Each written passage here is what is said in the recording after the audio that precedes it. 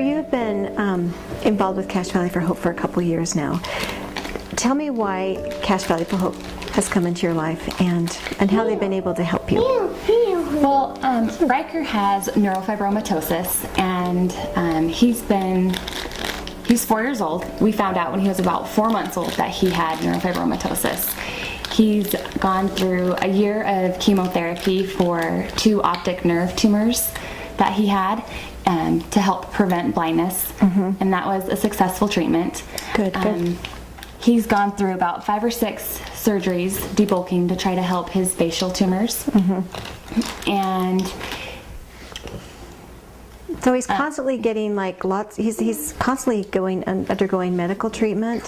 He is. And is that where do you take him for that? Is it here in the valley? Do you have to travel? Everything that we go to see is all down in Salt Lake, primarily at Primary Children's. We see probably 5 or 6 different doctors down there. So we usually go a couple times a month. Everything we have to do, we travel all the way down there for, but we glad to get the good treatment that we can get down there. Well, sure, because you'll do what you need to do. Yeah, exactly. It just requires extra travel. So he's been diagnosed with this since he was 4 months old, and now he's 4. So Cache Valley for Hope came into your life a couple of years ago. How did you hear about the foundation?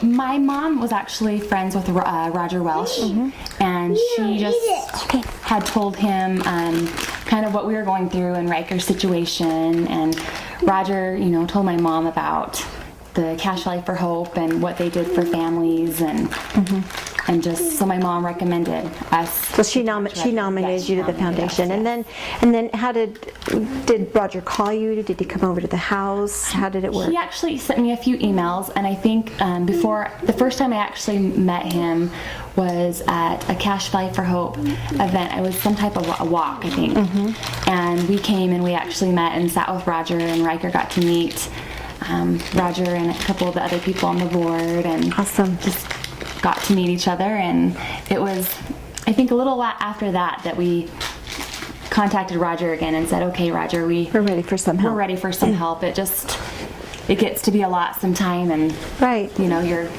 last thing you want to have to worry about is whether or not you can make the house payment. Or, Right. So, but because he's going to have ongoing treatment probably for the rest of his life.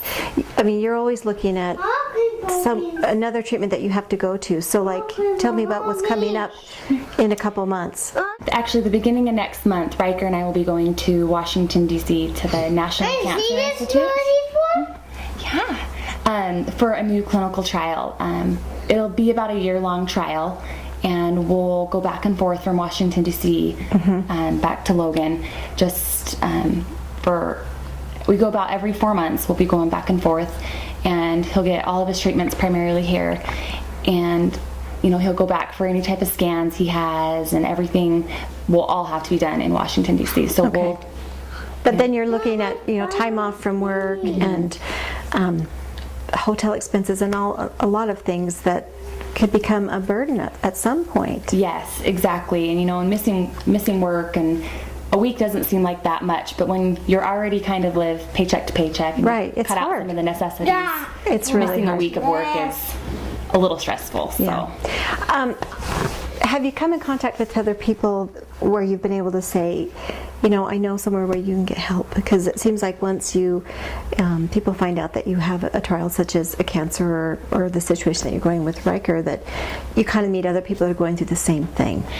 Exactly. Yeah. We have met other families and people going through that, similar situations as us, and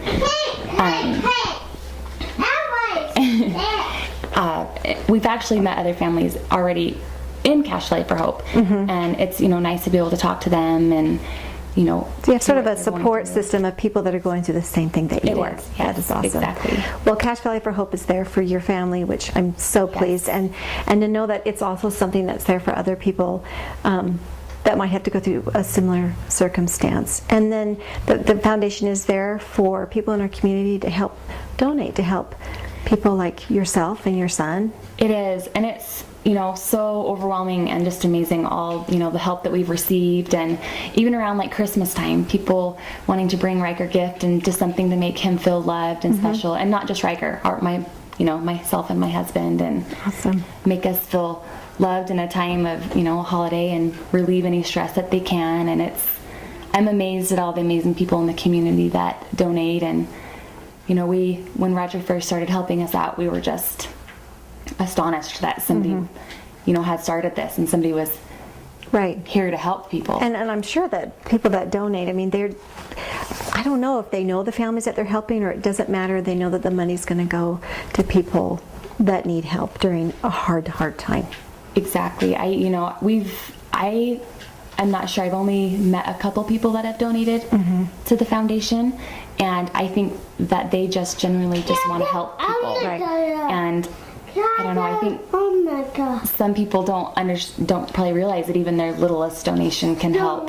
Right. Good point. And, you know, it doesn't have to be a lot. Yeah. Everybody helps a little bit, and it makes something really great, and that can touch a lot of lives and help bring a peace and comfort. A lot of people I've talked to said it's just a comfort to know that it's there. There's a burden that is lifted. It is. It's really helpful. And, you know, Roger always is asking us to make sure there's anything that we need, and whether it's to talk, and that's so nice. It's helpful just to talk sometimes, you know, and let somebody know, and, you know, then. So it's just not only it's financial support, but it's also emotional support. I've actually got in contact with somebody else who's been through chemo before, and they've experienced so many things, and they're actually helping Cache Valley for Hope now, and it's just really amazing to be able to talk to people with, I don't know, just that have to go the same thing that you did. That's so great. Yeah. Cache Valley for Hope, it's a wonderful foundation in our community, and this is another family that is being helped by it. And so thank you so much for sharing your story. Thank you, and I want to say thank you to everybody who has donated and who wants to donate, because it's been truly great for our family. So huge blessing. Thank you. Yes. You're welcome. Thank you. Thank you. Good job.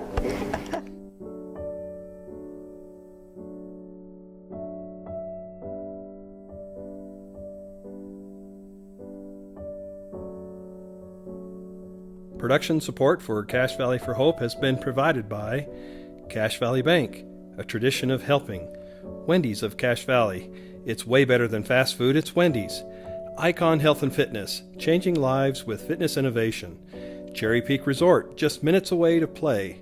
Camp Chef, the way to cook outdoors. Cache Valley Hearing, Cache Valley's most trusted name in hearing aids. Pioneer Valley Lodge, independent senior living. Timepiece Homes, homes that stand the test of time. Four Seasons Premier Apartment Homes. Live, work, play, and celebrate. Cache Valley Hospital, your choice in healthcare. Planet Fitness, judgment-free zone and only $10 a month. Windborg Masterpieces, own a masterpiece for your home. Lewiston State Bank, strong and vibrant for over a century. And the Valley Channel, Cache Valley's television station.